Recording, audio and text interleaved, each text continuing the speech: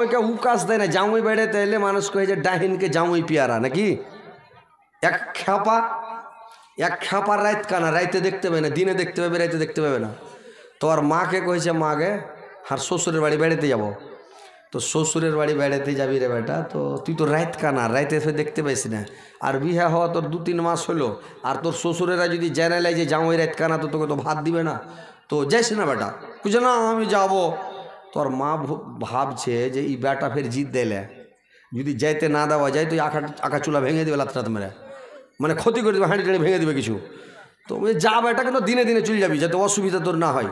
ই ছুটেছে, জামই চলেছে রাতখানা, জামই যাইছে আর মনের আনন্দে একখানে মিষ্টি লেলেছে আর একবারে গান গাইছে আর যাইছে, শ্বশুরের বাড়ি যাব ডিম দিয়া ভাত খাবো, শ্বশুরের বাড়ি যাব দেশি মুরগা খাবো খুব। আনে একবারে হুপ করে চলেছে। যাইতে যেতে মাঠে ওর শ্বশুরের গ্রামে সব রাখাল পাখাল গেলা বকরি চড়া ছিল, গরু বকরি চড়াইছে রাখাল গেলা। এরা কইছে হাবে হার খেতে লইয়া বহনু, গাঁয়ের বহনু চল দরকে। সবটি মেলা ধৈরা মিষ্টিটি কেড়েলা, গাবো গাবো খেয়ে লেখানে মিষ্টি। ই ছোড়াকে তখন কইছে কুণ্ঠি যাবে বহনু, একটু থামো না, যে আমরাও তো যাবো গরু চড়িয়ে। তখন যাচ্ছি, ই কইছে না রে ভাই আমি দেরি করবো না, সকালে চলে যাবো। কইছে না থামো না, আমরা তো যাবো। এই থামো থামো করতে করতে বেলা ডুবে গেছে। বেলা ডুবে আন্ধার হয়ে গেছে, আর রাত কেন মানুষ রাইতে দেখতে পাবে না। যেখানে লিঝিয়া দেখো ওখানটা আন্ধার ফের চারিদিক জোনাক। যারা রাত কানা হয়েছে ওরা ফুচ করবেন যে কীরকম রাত কানাটা। হ্যাঁ, যেখানে লিজ হবে লাইটের ছাট্টা মারার মতন, মানে যেখানে লিজ হবে ওই জায়গাটা আন্ধার আর চারিদিক ভের জোনাক। তো এইবার করেছি কি রাত কানা যাও দেখতে পাই না, তখন ওর সোতে সোতে হাঁটছে, তো কেন করে যাবে, যেতে পারবে না। ই খ্যাপা তখন করেছে কি, ওই গরুর আর শ্বশুরের গরুর নাইম ধরে লে, নাইম ধরে হাঁটতে হাঁটতে শ্বশুরের বাড়ি যায়, গহিল ঘরে ঢুকে গেছে। গহিল ঘরে ঢুকে গেছে, তুই আর খেয়াল যে গহিল ঘরে রাত কাটিয়ে দেবো আইজ। পোহাতে বাহির হয়ে হাত মুখ ধুয়ে তখন শাশুড়ি শ্বশুরের সাথে দেখা সাক্ষাৎ করবো। ই খ্যাপা গহিলে ঢুকে কোনাতে এক সাইডে লক করে বসে গেছে, বসা আছে। এবার গরু একটা যদি আলগা মানুষ গহিলে ঢুকে থাকে, তো গরুগুলা শান্তিতে থাকবে যে ভাই, কান খাড়ো করছে, গরুগুলা কেমন করছে, আছাড় পাছাড় করছে। একটা গরু করেছে কি জোড়া লাত দিয়েছে, দিয়েছে আমাকে এক লাত, ওকে আমাকে বসে গেছে। আর একটা গরু ভাবছে রে বাবরে কি লড়ে উঠলো, এদিক থেকে এক লাতে কুঁখা দেখছে, ওকে ও করে যে উঠছে, ও মাগে মাগে করছে। তোর শ্বশুর বলছে যে হ্যাঁ রে, কে ঘরে এরকম ও ও করে উঠছে, ওকে মাগে এরকম করছে। কেটা দেখতো না, চোর টোর ঢুকলো না কি হলো, গরু ও লাত ঝাড়াঝাড়ি করছে, আর কিসের ফের আওয়াজ আসছে দেখতো। তো ওই জামানাতে ভাই লাইট ছিল না, লাইট ছিল না ওই জামানাতে। এরা ঢুকেছে, ওর শালা বৈশা যদি তল মনে লুকিয়ে দেখছিল, ওরে বাপরে কোনাতে একটা কেটা বৈশা আছে হুল্লু হইয়া, তো বৈশা আছে ওকে ধরে লেছে, আর চিনহা চিনি কিচ্ছু লাই দিয়ে রহমাতুল্লাহ চলে যাবে, চলেইছে দিয়া ঘরে চলেইছে, দিছে চালাচুলি কিছু করে না, শালারা মারছে কি বলবো, কিছু বলে না। মারতে মারতে বাইরে কলার ধরে টেনে লেছে, কিনাতে 2-3টা শালা আছে, চলেইছে দিয়া রহমাতুল্লাহ চলেইছে দিয়া। ওর শাশুড়ি কইছে খ্যাপা গালা যে মারছি তো উশ্বাস করে না, এটা যে জামই রে, দেখছো কথা তো ঠিকই, এটা তো ঠিকই হার বহনো, তো বা ভুল যে হয়ে গেল গে মা।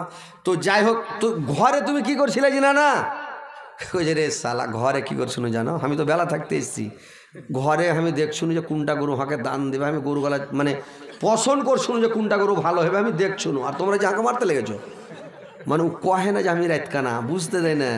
যারা বোকা খ্যাপা ওরা কোনোদিন স্বীকার করবে না যে আমি খ্যাপা, ওর কাছে খুব চালাক। তো ই বলছে যে গরু কোনটা দানে দিবে, আমি খালি পছন্দ করছি না। ও পছন্দ করছিলাম, ঠিক আছে তাহলে হাত পা দাও, ভাত খাও।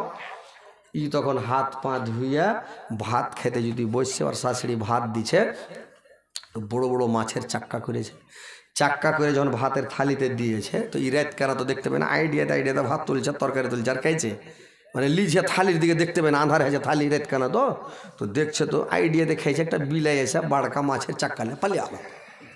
তো আর শালারা কইছে না না মাছ দিলা পালিয়ে গেল যে, তখন ওর বহনু কয়েছে যে তোমার মতন আমি বেসাবুদ্দার নাকি, এখানটা মাছিলা পালিয়ে গেল তো বিলের পাশে আমি দৌড়িয়ে যাব, হ্যাঁ যদি আমার নসিবে থাকে তো ফের আসবে মাছ, ফের পাবো, তো তোমার মতন আমি বেসাবুদ্দার যে তোমাকে পাছে আমি দৌড় দিয়ে দেবো।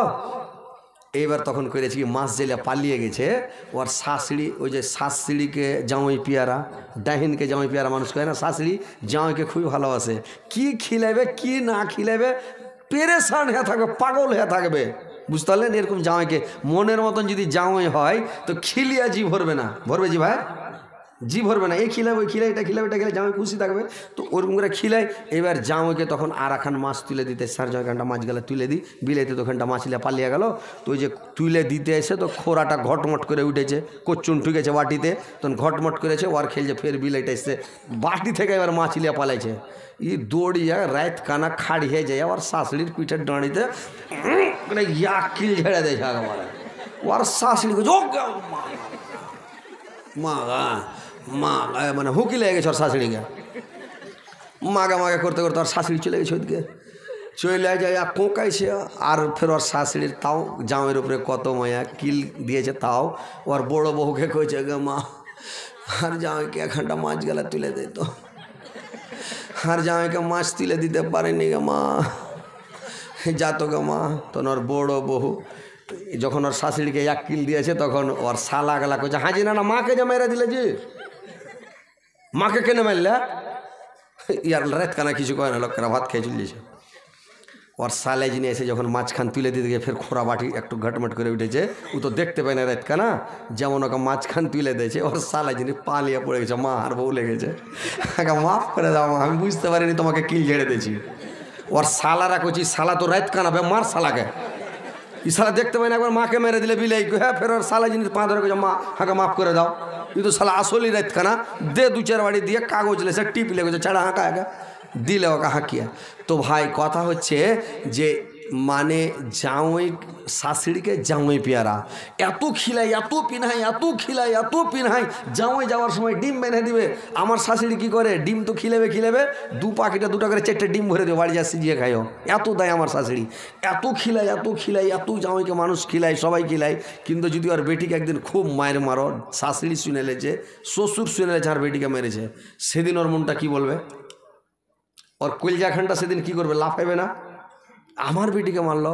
মানুষের বেটির উপরে কত দরদ, একটা ময়া মমতা থাকে, যে বেটিকে আমার মারলো, এত আদর করে মানুষ করে, এত সুন্দর বেটি একটাকে আমি দিলাম, জীবন একটা চড় মারেনি, একটা গাইল দিনি, একটা বকিনি, আর ওকে দিয়া এই যে আমার বেটিকে এরকম করে মারলে, কোনো বাপ পৃথিবীতে এরকম আছে সহ্য করতে পারবে ভাই?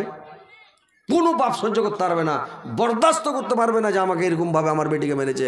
তো ভাইরা আমার শুনেলেন, ভাই আমার, স্ত্রীকে কোনোদিন মারিয়েন না, স্ত্রীটাকে মারতে হয় না।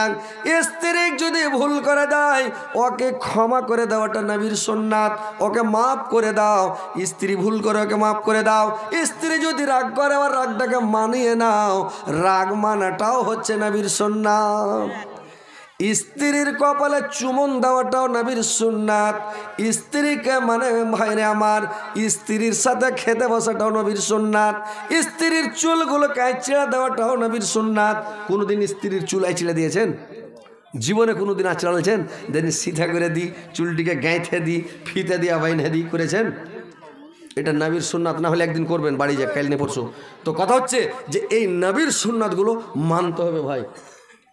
তো ইনশাল্লাহ শোনাবো। তো এরা খালি কত যে টাকা দিবে, সব খালি হোঁড়াহুড়ি করছে টাকা দেওয়ার লেগে। তো ভাই আপনারা উঠাউঠি করবেন না, পারলেন না, আপনারাকে আমি শোনাবো। আর এই যে মজার ওয়াজ, আরও একদম মজার গল্প আপনারাকে শুনাইতে থাকবো, জালসাও শুনাইতে থাকবো। যদি আপনারা শুনতে থাকেন শুনাইতে থাকবো। আমার কাছে ফ্যাক্টরি আছে, বুঝতে পারছেন? আমি যখন জীবনী করি 5 রাত 7 রাত 10 রাত পর্যন্ত একই স্টেজে 3 ঘন্টা 4 ঘন্টা করে জীবনী করি। তো বুঝতে পারলেন, আমি তো জীবনী আপনারাকে শোনাই না, খালি ওয়াজ শোনাচ্ছি। মেয়ে ছেলের মর্যাদা, যে স্বামীর স্ত্রীর উপরে হক কতটা, স্বামীর উপরে স্ত্রীর হক কতটা, তো আপনাদেরকে আমি এটা শোনাবো। তো আপনারা একটা কথা শুনেলেন, মানুষ বলে যে দুধ মানে রোজা করা যেমন তেমন, দুধ ফুটি রাস্তা নাকি, তো জালসা করা যেমন তেমন, একটু কালেকশনের দরকার। দুঃখে জানক সুখী জানে না, দুঃখে লোক সব সুখী হলে দুঃখ ভোলে না। দয়ার নবী নিজের দুঃখ, দয়ার নবী নিজের দুঃখ পাথর বেঁধে পেটে রায়, তব সদাই সাহাবীরা কিছু খেয়েছ কি না তব সদাই সাহাবীর কিছু খেয়েছ কি না যে ছেলের নাই মাতা পিতা দয়ার নবী তাহার পিতা হাদিসেতে আছে লেখা ওগো একবার খুলে দেখো না দুঃখীর মর্ম দুঃখী বুঝে সুখী বুঝে না দুঃখী লোক সব সুখী হলে দুঃখ ভোলে না মায়েরা বোনেরা আমার ভালো করে শুনেলেন যে তোমাদেরকে কেমন হতে হবে আল্লাহর নবী বললেন যে তোমরা 4টা কাজ যদি পৃথিবীতে করে যেতে পারো তাহলে তোমাদের আগে আর কেউ জান্নাত যেতে পারবে না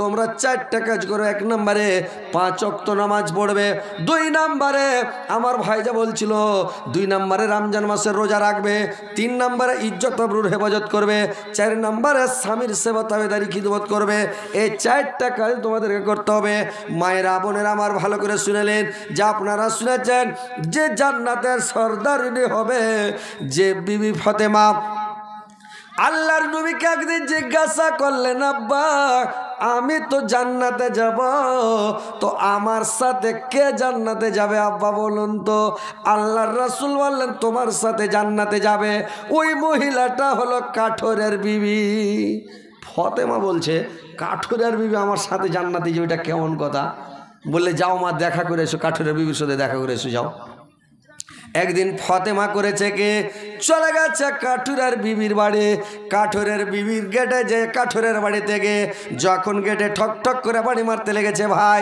এবার কাঠুরের বিবি গোমারে বাড়ির ভিতর থেকে আওয়াজ দিচ্ছে আওয়াজ দিয়ে বলছে কে তুমি বললে আমি নবীর বেটি ফাতেমা আমি হযরত আলীর বিবি হযরত আলীর স্ত্রী আমি হাসান হুসাইনের মা তোমার সঙ্গে দেখা করার জন্য এসেছি ফাতিমাকে বলল কাঠুরের বিবি বোন রে আমার দুঃখ নিবেন না বোন দয়া করে আজকে ফিরে যান আমার স্বামীর কাছে আমি অর্ডার নেব তখন কালকে আসবেন এসে আমার সঙ্গে দেখা করবেন ভাই একটু বসে যান নাগা দিকে যারা দাঁড়িয়ে আছেন একটু আগে দিকে বসেন তো ভালো লাগবে আপনারা আওয়াজ আমি শোনাচ্ছি ভাই একদম রোমান্টিক আওয়াজ শোনাবো বসেন না যে স্ত্রী আপনার কি করে সেবা করবে আপনারা স্ত্রীকে কিভাবে সেবা করবেন কিভাবে খিদমত করবেন স্ত্রীকে খুশি রাখবেন সন্তুষ্ট করবেন স্ত্রী আপনার সেবা তাবেদারি খিদমত করবে কি করে শুনেন বসেন একটু শুনেলেন এবার বিবি ফাতেমা এ মা বোনেরা ভালো করে শুনেন কথাগুলো এদিকে ধ্যান দাও সবাই গল্প করবে না কথাগুলো ভালো করে শুনো কি করতে হবে যে বিবি ফাতেমা একটা মহিলা মানুষ অথচ ওর কাঠুরের যখন বাড়ি গেল তো কাঠুরের বিবি বলছে আমার স্বামীর কাছে অর্ডার আমি পাইনি অর্ডার নেওয়া হয়নি তো আমি মানে আজকে আসতে দিতে পারবো না আজকে আমি গল্প করবো কালকে আসিও বল কাঠুরের বিবি ঘুরে চলে আসলাম এখনকার মেয়ে ছেলে হলে আরে তাড়াতাড়ি এসো গেট খুলে দিতে হয় সব এসো কী বলছো বলো নাকি এভাবে গল্প করতে হবে না কেমন ছিল কাঠুরের বিবি দেখেন বাড়তে ঢুকতে দিল না তারপরের দিন চলে গেছে তো যখন বের হচ্ছে ফাতেমা তো হুসেন বলছে মা কুণ্ঠে যাবে মা তোমার সাথে আমি যাব তো বলছে চল বেটা কাঠুরের বাড়ি যাবো চ এবার হুসেনকে সাথে করে চলে যাচ্ছে কাঠুরের বাড়ি এবার ফাতেমা গেটে বাড়ি মারছে এরে বোন তুমি গেটটা খুলো এবার বলেছে কি কাঠুরার বিবি যেমন গেটটা খুলতে যাচ্ছে গেটের ফোক্কা দিয়ে দেখছে যে